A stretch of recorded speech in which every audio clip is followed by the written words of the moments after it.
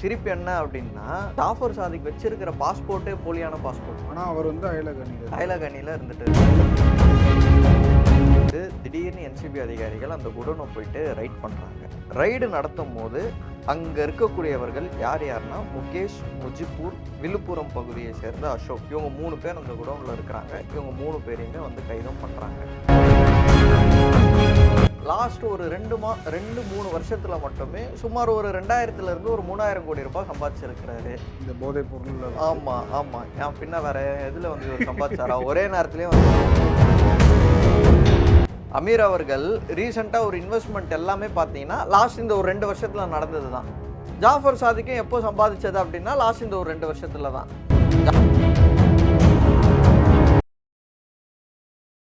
நேயர்களுக்கு வணக்கம். இன்னைக்கு காலையிலிருந்து ஜாபர் சாதிக்கு சொந்தமான 30க்கும் மேற்பட்ட இடங்கள்ல வந்துட்டு அமலாக்கத்துறை வந்து ரைடு நடத்திட்டு இருக்காங்க. அதனுடைய விவரம் என்ன அப்படின்றத நம்ம பிரதீப் கேட்டு தெரிஞ்சுக்க போறோம். வணக்கம் பிரதீப். வணக்கம். எப்படி இருக்கீங்க? நல்லா இருக்கேன். காலையிலேருந்து பார்த்தீங்கன்னா ஜாபர் சாதிக்கு சம்மந்தப்பட்ட இடங்கள்லாம் ரைடு போயிட்டு இருக்கு. அதோடைய விவரம் என்ன? இந்த ரைடு வந்து ரொம்ப ஒரு முக்கியமான ஒரு ரைடாக வந்து பார்க்குறாங்க. எதனாலன்னு சொல்லுங்க ஃபர்ஸ்ட் நீங்க. ஏன்னா இது வந்து ஜாபர் சாதிக்கும் திமுகவும் கனெக்ட் பண்ணி நிறைய கட்சிகள் விமர்சனம் பண்றாங்க. அதனால கூட இருக்கலாம். அதை தவிர்த்து வந்து சரியான ஐடியா வரலையே. பிரதமர் மோடி அவர்கள் இன்று வராரு. ஓகே. சரிங்களா? இந்த நேரம் பார்த்து அமலாக்கத்துறை அதிகாரிகள் வந்து ரைடு நடத்துறாங்க. கிட்டத்தட்ட 30க்கும் மேற்பட்ட இடங்கள்ல வந்து இந்த ரைடு வந்து நடந்துட்டு இருக்கு. ஃபர்ஸ்ட் இதன் பின்னணி என்ன அப்படின்றத வந்து நம்ம டீட்டெயில்டா பார்த்துருவோம். ஜாஃபர் சாதிக் அப்படின்ற ஒரு நபர் வந்து இதற்கு முன்னாடி திமுகவில் சென்னை வெஸ்டுடைய என்ஆர்ஐ விங்கு, அதாவது அயலக அணியில் வந்து டெப்டி ஆர்கனைசர் அப்படின்ற ஒரு பதவியில் வந்து இவர் இருந்துட்டு வராரு. இதில் ஒரு சிரிப்பு என்ன அப்படின்னா, ஜாஃபர் சாதிக் வச்சிருக்கிற பாஸ்போர்ட்டே போலியான பாஸ்போர்ட்டு. ஆனால் அவர் வந்து அயலக அணியில் இருந்துட்டு இருக்கு. அயலக அணியில் இருக்கிற ஒருத்தருடைய பாஸ்போர்ட் வந்து போலியானது. எந்த மாதிரி ஆட்களுக்கு வந்து இவங்க அயலக அணி கொடுத்துருக்குறாங்கன்னு பாருங்க. இன்னும் வசதியாக போயிடுச்சுல்ல. அடிக்கடி ஃபாரின் போயிட்டு வரலாம். கேட்டால் என்ன சொல்லலாம்? நான் அயலக அணியில் இருக்கிறேன், அதனால நாங்கள் போகிறேன் அப்படின்றலாம். இந்த இதில் வந்து இவருக்கு என்ஆர்ஐ விங்கில் வந்து இவருக்கு பதவி கொடுத்துருக்குறாங்க. என்சிபி அதிகாரிகளுக்கு வந்து ஒரு தகவல் வருது. எங்கேருந்துன்னா நியூசிலாந்து, ஆஸ்திரேலியா, அமெரிக்கா நாடுகள்ல இருந்து டெல்லியில் இருக்கக்கூடிய என்சிபி அதிகாரிகளுக்கு ஒரு தகவல். என்ன தகவல்னா, உங்கள் நாட்டில் இருந்து எங்கள் நாட்டுக்கு வந்து சூடோபெட்ரின் அப்படின்ற வந்து ஒரு போதைப்பொருள், அதாவது இந்த பை ப்ராடக்ட் வந்து எதுக்கு இதை தயாரிக்க யூஸ் பண்ணுறாங்கன்னா, மெட்டாபெட்டமைன் அப்படின்ற ஒரு போதைப் பொருளை தயாரிக்கிறதுக்கு யூஸ் பண்ணக்கூடிய இந்த ஒரு பை ப்ராடக்டை டெல்லியில இருந்து இந்த 3 நாடுகள், நியூசிலாந்து, ஆஸ்திரேலியா, அமெரிக்கா நாடுகளுக்கு வந்து ஏற்றுமதி ஆகுது அப்படின்றத இங்க இருக்கக்கூடிய அதிகாரிகள் யாருமே கண்டுபிடிக்கல. அங்க இருக்கிற அதிகாரிகள் கண்டுபிடிச்சு இங்க தகவல் கொடுத்துருக்குறாங்க. இந்த தகவலின் அடிப்படையில் வந்து என்சிபி அதிகாரிகள் வந்து டெல்லி முழுக்க வந்து சைலண்டா அப்படியே வாட்ச் பண்றாங்க. வாட்ச் பண்ணிட்டு இந்த கன்சைன்மெண்ட்டுடைய டீட்டெயில்ஸ் வரும்ல, இவங்களுக்கு இந்த கன்சைன்மெண்ட்ல தான் வருது அப்படின்ற டீட்டெயில் கிடைச்ச உடனே இந்த கன்சைன்மெண்ட் அட்ரஸ்ல எங்க இருக்கு அப்படின்னா டெல்லி பக்கத்துல ஒரு குடோன்ல வந்து இருக்கு. அங்க இவங்க என்ன ரெடி பண்றதா இவங்க குடோன் நடத்துறாங்கன்னா, ராகி மாவு, சத்து மாவு, தேங்காய் பவுடரு, இதெல்லாம் வந்து நாங்கள் இங்கேருந்து எக்ஸ்போர்ட் பண்ணுறோம் அப்படின்ற மாதிரி ஒரு எக்ஸ்போர்ட் இம்போர்ட் கம்பெனி இவங்க அங்கே ரிஜிஸ்டர் பண்ணி அந்த இடத்துல நடத்திட்டு வராங்க. அதிகாரிகள் வந்து உடனே சோதனை நடத்தலை. 2 மாதம் வந்து வெயிட் பண்ணி பார்க்குறாங்க. அந்த சரௌண்டிங்லேயே அண்டர் கவர்லேயே பார்க்குறாங்க இவங்க என்னென்ன பண்ணுறாங்க, வாரத்துக்கு எத்தனை லோடு போகுது, இல்லை மாதத்துக்கு எத்தனை லோடு போகுது, யார் யார் வராங்க போகிறாங்க எல்லாமே வாட்ச் பண்ணி கடந்த பிப்ரவரி 15ஆம் தேதி வந்து திடீர்னு என்சிபி அதிகாரிகள் அந்த குடோனை போயிட்டு ரைட் பண்ணுறாங்க. ரைடு நடத்தும் போது அங்கே இருக்கக்கூடியவர்கள் யார் யாருன்னா முகேஷ், முஜிபூர், விழுப்புரம் பகுதியை சேர்ந்த அசோக். இவங்க 3 பேர் அந்த குடோனில் இருக்கிறாங்க. இவங்க 3 பேரையுமே வந்து கைதும் பண்ணுறாங்க.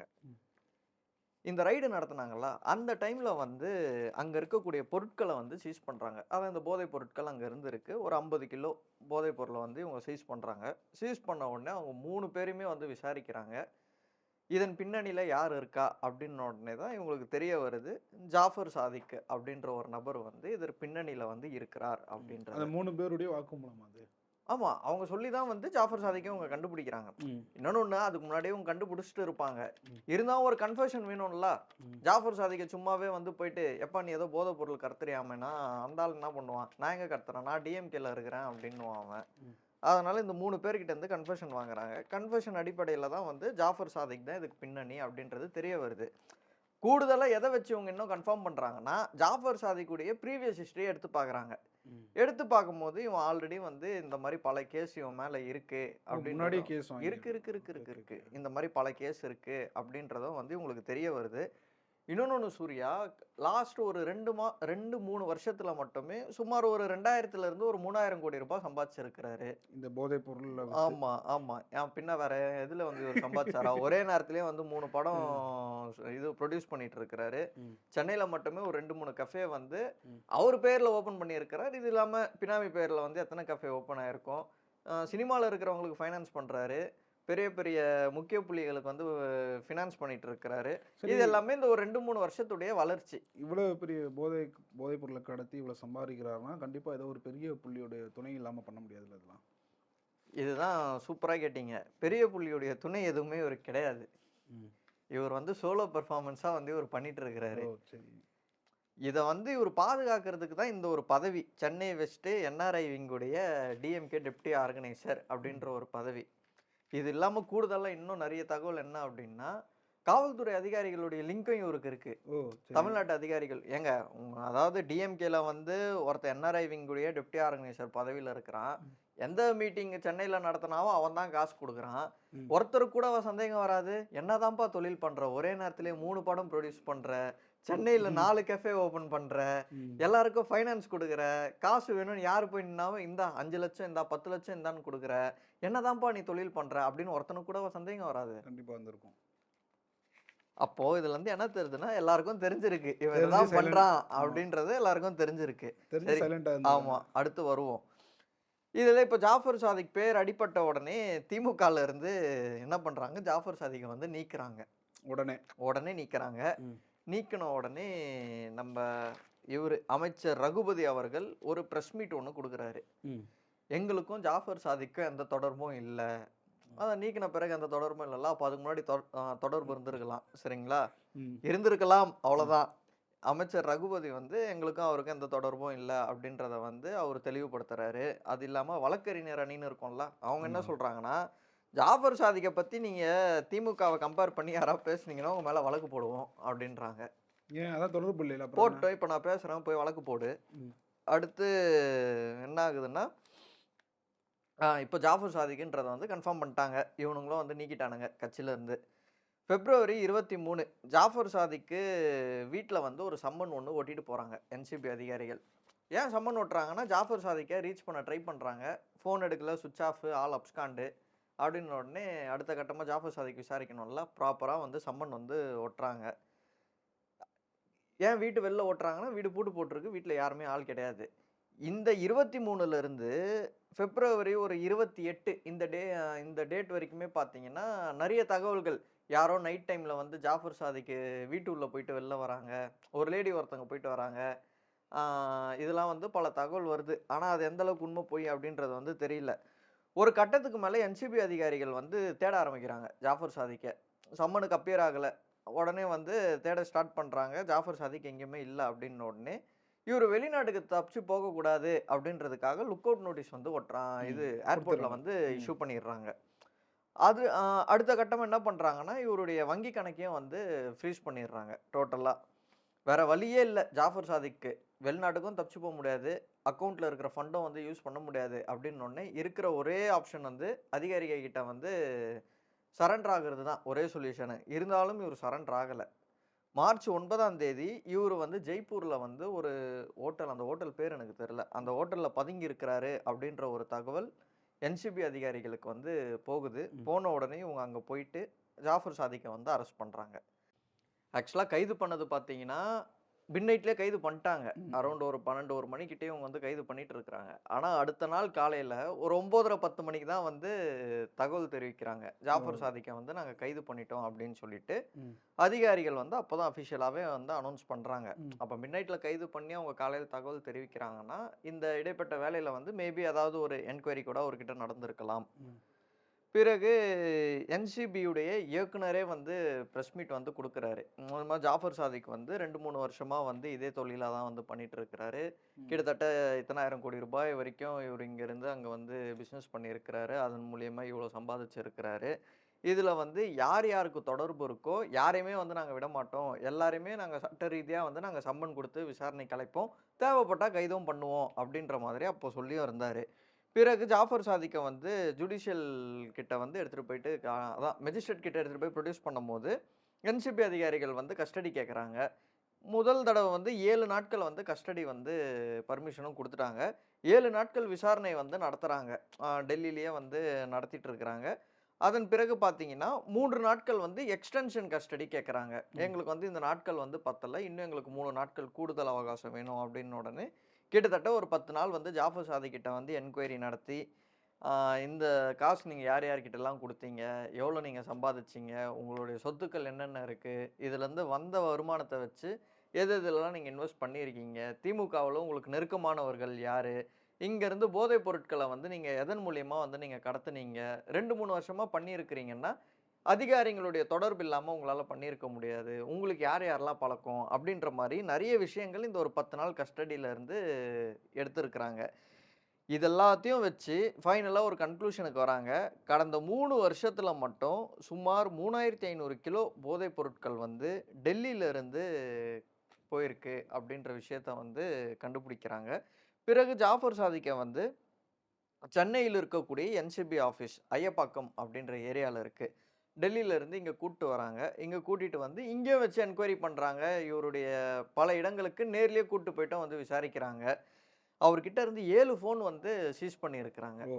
7 ஃபோனு. இந்த 7 ஃபோன்ல இருந்து யார் யார்கிட்டலாம் வந்து இவரு பேசியிருக்கிறாரு அப்படின்றதையும், சைபர் துறை அதிகாரிகள் கிட்ட குடுத்து எடுக்கதற்கான சாத்தியக்கூறுகளையும் வந்து ஆரம்பிச்சிருக்கிறதா சொல்றாங்க.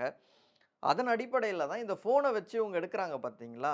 அத பேஸ் பண்ணி தான் இப்ப இந்த ரைடுலாம் நடக்குது அப்படின்ற மாரியும் வந்து தகவல் வருது. இந்த ஒரு 3 வருஷத்துல மட்டும் ஒரு 45 கன்சைன்மென்ட் மினிமம்.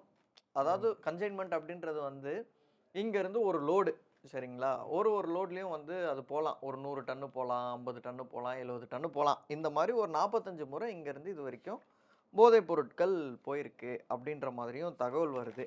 இதுல திமுகவுக்கு என்ன தொடர்பு அப்படின்னு நம்ம வருவோம் இப்போ. திமுகவுல ஜாஃபர் சாதிக் அவர்கள் முதல்வர் அவர்களே நேர்ல பார்த்து சிஎம் ரிலீஃப் ஃபண்டுக்கான செக் குடுத்திருக்கிறாரு. அமைச்சர் உதயநிதி அவர்கள நேர்ல பார்த்து அவர்கிட்ட ஃபோட்டோ எடுத்திருக்கிறாரு. அதனால பார்க்கக்கூடியவங்க வந்து இத எப்படி எடுத்துப்பாங்கன்னா, அப்ப இவருக்கு வந்து முதல்வர்கிட்டயும் வந்து சப்போர்ட் இருக்கு. உதயநிதி அவர்கள்கிட்டயும் சப்போர்ட் இருக்கு. அப்படின்ற அடிப்படையில தான் வந்து பலரும் விமர்சனம் வச்சாங்க. இந்த மாரி போதைப் பொருள் கடத்துறவன வந்து நீங்க கட்சியில வச்சிருக்கீங்க. வெட்கமா இல்லையா உங்களுக்கு? நீங்க வந்து யோகியா மாதிரி பேசுறீங்க. ஆனா உங்க கட்சியிலேயே வந்து இந்த மாரி ஒரு கிரிமினல வச்சிருக்கீங்களே அப்படின்ற மாரி பலரும் வந்து விமர்சனம் வச்சாங்க.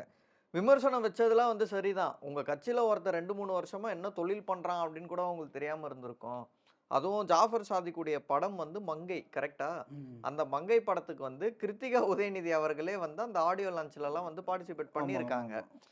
ஒருத்தன் ஒரே நேரத்திலேயே வந்து 3 படம், 4 படம் ப்ரொடியூஸ் பண்ணும்போது, உங்களுக்கு கொஞ்சம் கூட சந்தேகம் வர வேண்டாமா அந்த இடத்துல? கண்டிப்பா. அந்த அளவுக்கு நீங்க மொக்கா இருந்திருக்கீங்க. அவ்வளோதான்.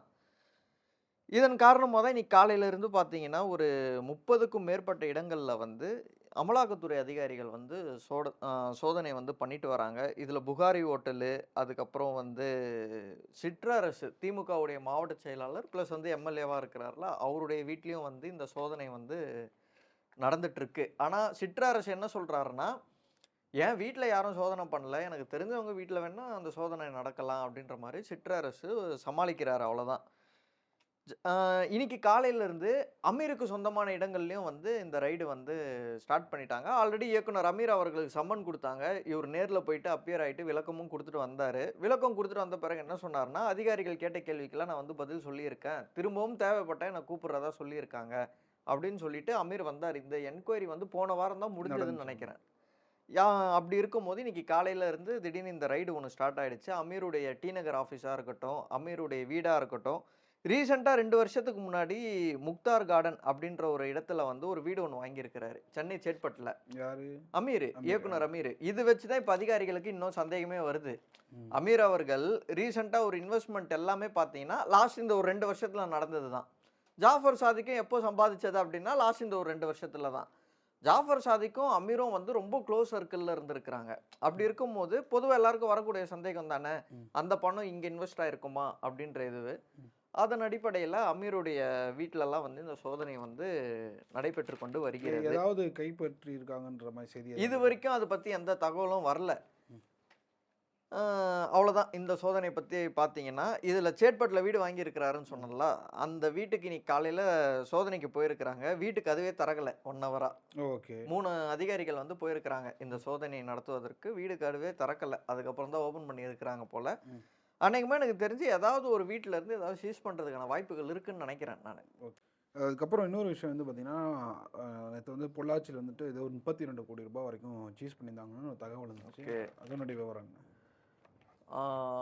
தேர்தல் ஆணையம் சரிங்களா, தேர்தல் ஆணைய அதிகாரிகள் வந்து 32 கோடி ரூபாய் பொள்ளாச்சியில் இருக்கக்கூடிய எம்பிஎஸ் ஆர்ச்சரிஸ் அப்படின்ற ஒரு இடத்துல இருந்து சீஸ் பண்ணியிருக்கிறாங்க.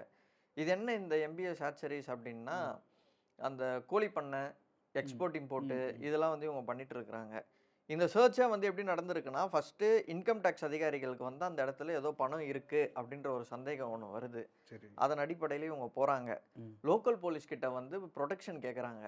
ஏன்னா உங்களுக்கு தெரிஞ்சிருக்கும், நான் சமீபத்தில் கரூரில் வந்து அமைச்சர் செந்தில் பாலாஜிக்கு சொந்தமான இடங்களில் ரைடு நடத்தும் போது அங்கே இருந்த அதிகாரிகளே வந்து தாக்கினாங்க.